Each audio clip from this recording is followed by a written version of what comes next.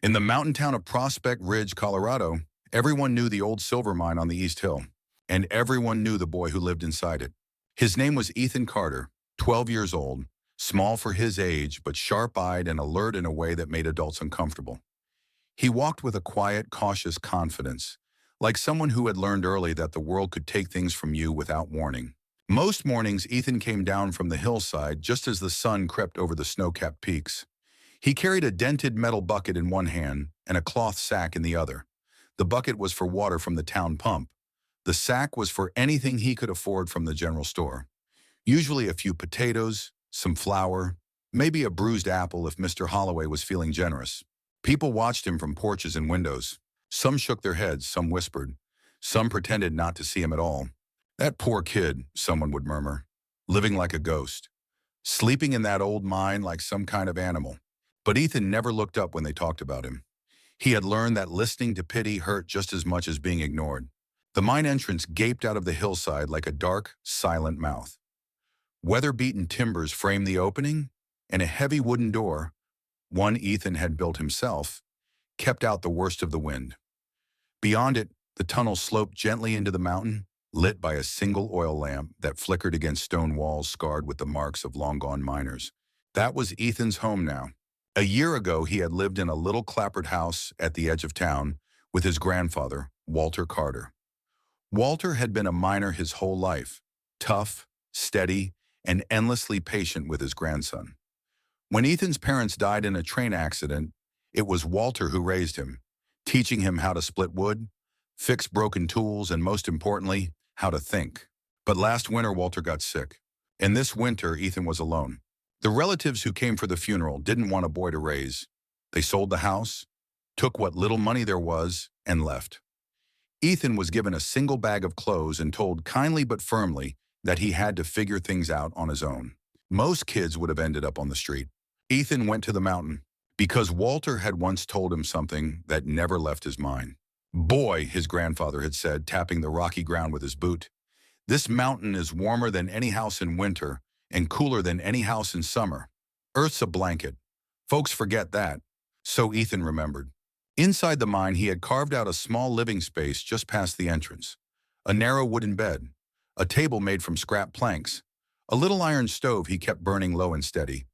The rock walls held the heat like a massive thermal battery, making the space feel surprisingly stable, even when the wind howled outside. It wasn't pretty, but it was safe, and safety mattered more than comfort. At school, the kids didn't let him forget where he lived. "Hey, mole boy," one of them shouted one afternoon. "Careful, you'll start growing fur if you stay underground too long." Laughter followed him down the dirt road. Ethan didn't fight back. He just kept walking, his jaw tight, his hands clenched in his coat pockets. He had learned that fighting didn't make you strong, it just made you tired. What kept him going was what lay deeper inside the mountain. Beyond his living space, past a bend in the tunnel, the mine opened into an old staging chamber. The air there felt different, still, dry, not cold like the outside, not warm like a stove, just steady. Ethan had noticed it weeks ago. Food he stored there didn't freeze, it didn't spoil, it just stayed right. So he built shelves. Careful, methodical, stubborn shelves that lined the stone walls. He stacked potatoes in wooden crates, apples in burlap sacks, jars of beans he traded for firewood. Even a little crock of butter someone had thrown out because it was about to go bad. But it didn't go bad in the mine. It stayed good. Every night, Ethan sat at his little table with a stub of pencil and a scrap of paper, writing down what he had, what he used, and what he still needed. He treated his food like a bank account. Every potato mattered. Every apple was counted. He wasn't just surviving. He was planning. Outside, winter crept closer with each passing day. The sky turned heavy and gray. Frost coated the ground in the mornings. The wind cut sharper, colder, meaner. The town prepared the way it always did, poorly. Root cellars filled with damp air. Storage sheds leaked. People argued about supplies, trusting that things would somehow work out like they always had. But Ethan knew better. Standing at the mouth of the mine one evening, watching clouds roll over the mountains, he whispered to himself, "It's coming." And when it did, no one in Prospect Ridge was ready, except the boy everyone thought was just a sad little orphan living in a hole in the ground. Deep inside the mountain, Beneath rock and timber and years of forgotten history, Ethan Carter was quietly building something that might soon be the only thing keeping his town alive. Ethan Carter had never believed in magic, but standing deep inside the old mine, feeling the quiet, steady air against his cheeks, he understood something just as powerful. The mountain didn't change. Outside, the weather could turn cruel in a single afternoon. One minute the sun was shining on the pine trees, the next the wind was cutting like broken glass. But here, 50, maybe 60 feet beneath the surface, the air stayed the same. Calm, dry, reliable. It felt trustworthy. That was what his grandfather had meant. Ethan remembered the night Walter first showed him this part of the mine. The old man had been slow and wheezing by then, but his eyes had still held that sharp, deliberate focus that made Ethan listen. "Feel that?" Walter had said, standing in the chamber with his hands spread against the stone walls. "It's not cold. It's not warm. It's steady. That's the mountain keeping its promise." "What promise?" Ethan had asked. Walter smiled. "To protect what you put inside it." Now, standing there alone, Ethan felt that promise more than ever. He had begun moving his food deeper into the mine, away from his small living space near the entrance. One by one, he carried crates, jars, and sacks into the storage chamber, arranging them with quiet, almost obsessive care. He didn't just pile things up. He organized them. Potatoes in one row, apples in another, flour and dried beans stacked neatly on rough wooden shelves he'd hammered together from scrap boards. Every item had a place. Every place had a reason. It was the way his grandfather had taught him to think. Methodical, disciplined, purposeful. The deeper he went into the mine, the more he noticed how different the air felt. There was no damp smell, no frost forming on the stone. Even when the nights outside dipped below freezing, the storage chamber stayed the same. Ethan tested it. He left a jug of water on one shelf and another near the entrance. By morning, the one near the door had turned solid with ice. The one deeper inside, still liquid. He stared at it for a long time, a slow, amazed smile spreading across his face. It worked. This wasn't just shelter. It was a system. Word about the boy in the mine started spreading in small, uncomfortable whispers. Some kids at school claimed Ethan was crazy. Others said he was hiding from the world. A few even told stories about ghosts and buried miners, turning the old silver shaft into something out of a nightmare. One afternoon, a group of older boys followed him up the hill. "Hey, mole boy," one of them called, "show us your cave." Ethan didn't respond. He just kept walking, steady and controlled, his heart pounding but his face calm. He had learned long ago that fear showed itself through motion, so he didn't give them any. When he reached the door of the mine, he turned and looked at them. "You don't want to go in there," he said quietly. "Oh yeah," another boy sneered. "Why not? Afraid we'll steal your rats?" Ethan didn't answer. He just opened the door. The warm, dry air flowed out of the mine like a quiet breath. The boys hesitated. Something about it felt wrong in a way they couldn't explain. Not scary, just strange. The mountain didn't feel dead. It felt alive. "Whatever," one of them muttered. They turned and left, suddenly less brave than they had been a moment before. Ethan closed the door and leaned against it, letting out the breath he'd been holding. He was scared sometimes, but he wasn't weak. Inside, he went back to work. He built more shelves. He reinforced the ones he already had. He even found an old mining journal his grandfather had left behind, filled with notes about ventilation, rock stability, and temperature zones inside deep shafts. Ethan read it like it was a survival manual, because it was. Each day, the sky grew darker. Snow clouds stacked themselves against the mountains like an army waiting to be released. The radio in the general store crackled with warnings of early storms, heavy drifts, and record-breaking cold. People in Prospect Ridge shrugged. They always did. Winters came and went. They figured this one would be no different. Ethan knew better. That evening, he inventoried everything he had. 2 crates of potatoes, 1 sack of flour, 3 jars of beans, a few apples, some dried meat. It wasn't much, but in the right place, it could last. As he worked, he imagined something that made his chest tighten with both fear and hope. What if others needed this space? What if the mountain wasn't just protecting him, but everyone?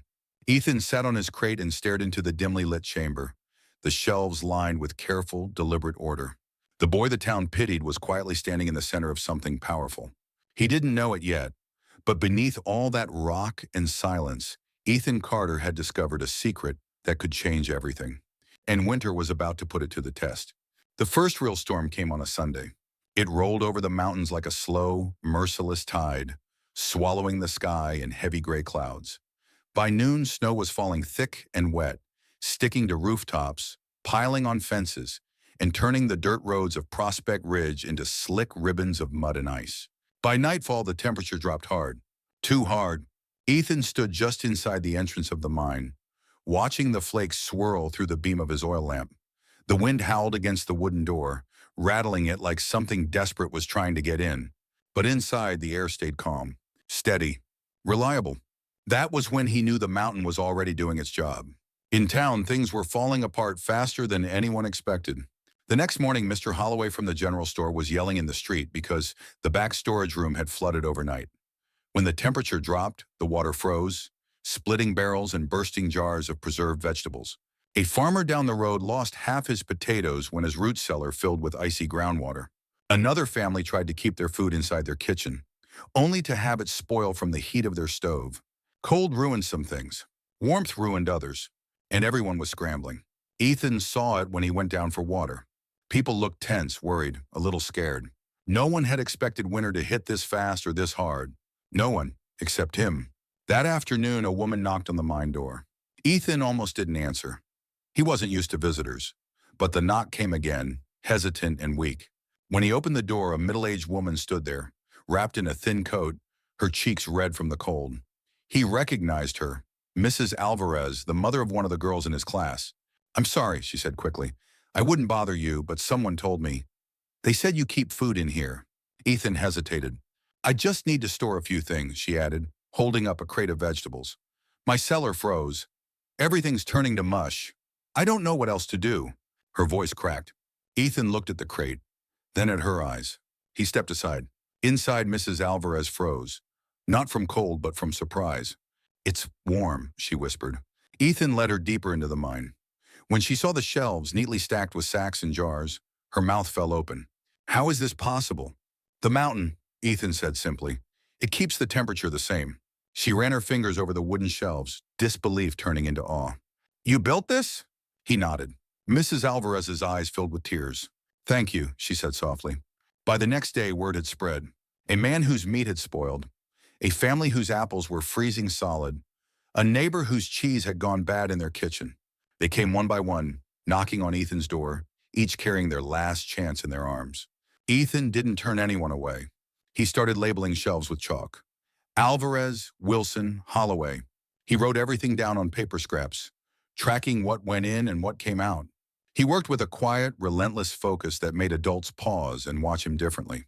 This wasn't a scared kid hiding from winter. This was a determined boy running a lifeline. Some people still didn't believe it. "This is a mine," one man muttered. "Mines collapse. You're trusting your food to a hole in the ground?" Ethan just pointed to the stone walls.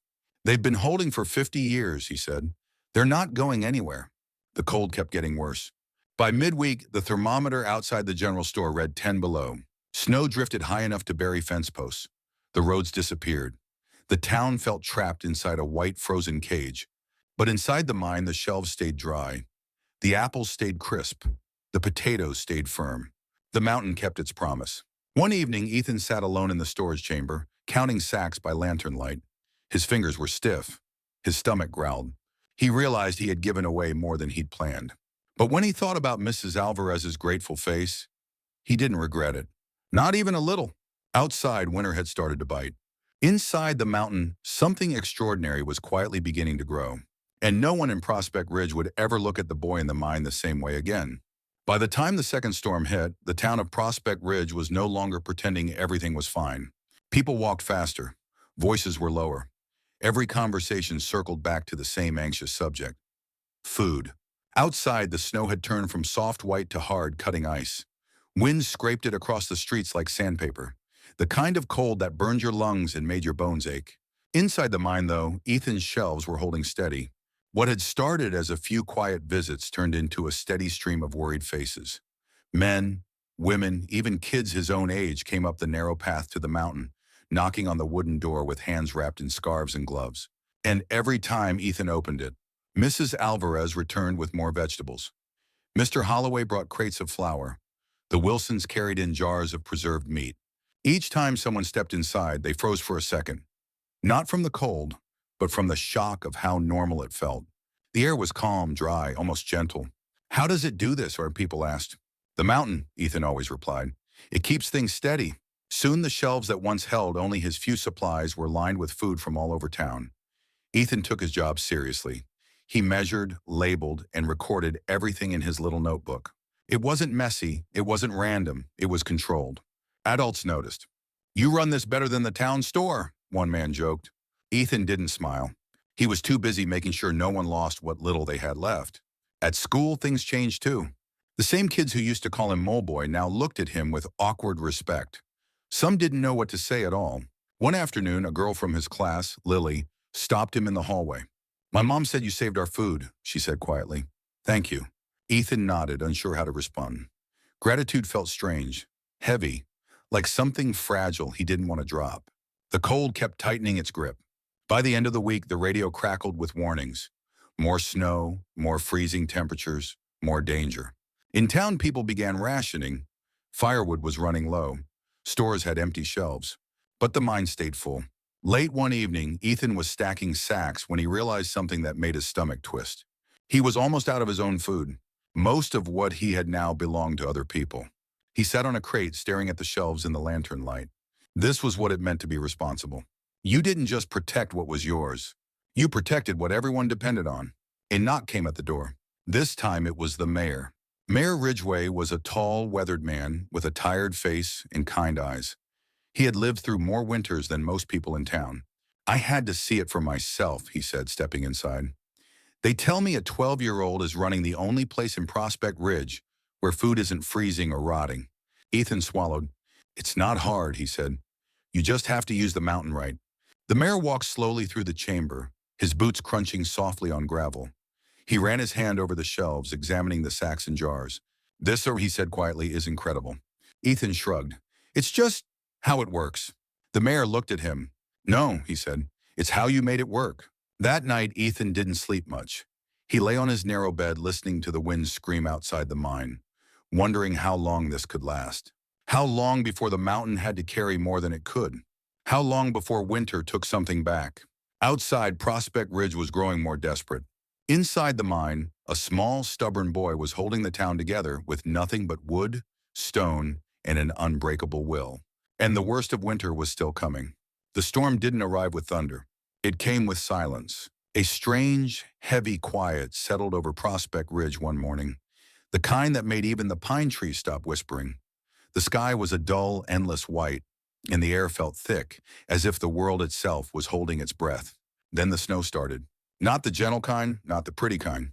This was the kind of snow that erased roads, swallowed fences, and turned houses into buried shapes barely visible beneath a frozen blanket. By the second day, the town was cut off. By the third, the temperature dropped to 40 below. Ethan had never felt cold like that. Even inside the mine, he could hear the wind screaming through the mountainside, pounding against the door like an angry giant. The timbers creaked. Snow piled up outside so high that it blocked the entrance until Ethan had to shovel just to let people in. And people came. They came with red, cracked hands and hollow eyes, with children wrapped in too thin coats, with fear in their voices that no one tried to hide anymore. One by one, families took what they needed from the shelves Ethan had built.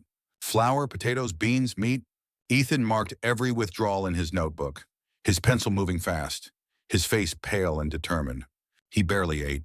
He told himself it was temporary. He told himself it was worth it. On the 6th day of the storm, Mrs. Alvarez brought her youngest child, a boy barely 4 years old. The child was burning with fever. "We don't have enough wood to keep the house warm," she whispered. "Can he stay here for a while?" Ethan didn't hesitate. Of course. The living space near the entrance filled with quiet bodies, people huddled together near the stove.